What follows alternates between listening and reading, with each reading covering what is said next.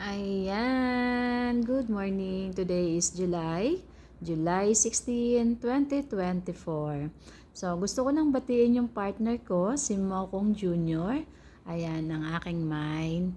Mind, happy birthday. Today is your day. Ayan, wala mang ganap. At least maayos ka, no? Walang sakit. Ayan, good health lang. Pray lang always kay God na makuha mo yung pinapangarap mo, no? Sabi nga nila, tiwala lang. Ayan, gusto ko lang batiin ang aking mahal. Ayan, Mokong Junior. I love you, mine. I love you palagi. Hindi mo man marinig yan sa akin lagi-lagi. From the bottom of my heart, I love you po. I love you palagi.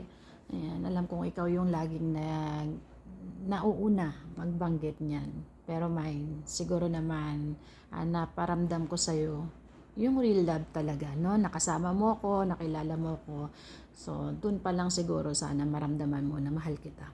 Ayan. Happy birthday, mine. Hindi ko akalain na darating yung time, darating yung araw na to, nahaharap ako dito sa video na to at babatiin kita ng happy birthday.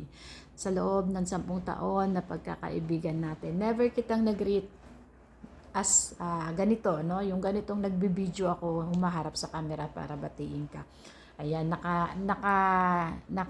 tawag dito, nakabayad na ako, no? Kasi meron siyang greet sa akin last year. Hindi ko matandaan kung anong year yon. So, magkaibigan pa lang kami that time. 10 years as a friend for Facebook. So, hindi kami nagmi-meet, never kami nagkita sa loob ng 10 taon. At ito nga ang last na uwi ko. So, pinagtagpo kami, parehas kaming walang partner, so walang jowa, wala.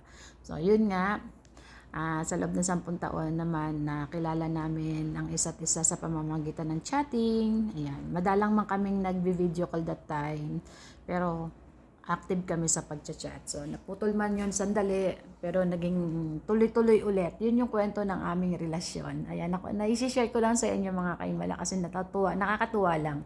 Imaginein mo yung 10 taon na pagiging magkaibigan ninyo. Tapos, kayo rin pala sa huli is magmi-meet at magiging kayo. Ayan. Nakakatuwa lang isipin kasi hindi natin nakalain at hindi namin nakalain pareho na magiging kami. Ayan, nagkataon lang na kami ay parehas walang partner, so yun ang naging resulta. Ayan, thank you, mine, kasi naparamdam mo naman sa akin yung saya, no, na nakasama kita. So, na-enjoy ko talaga yung mga panahon na kasama kita, long ride, kung saan tayo na napunta, kaiikot, ano. Ayan, salamat kasi naging masaya talaga ako.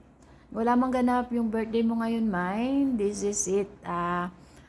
Siguro maging masaya ka naman kahit papaano. Dito sa aking greetings, wala man ganap ang iyong kaarawan.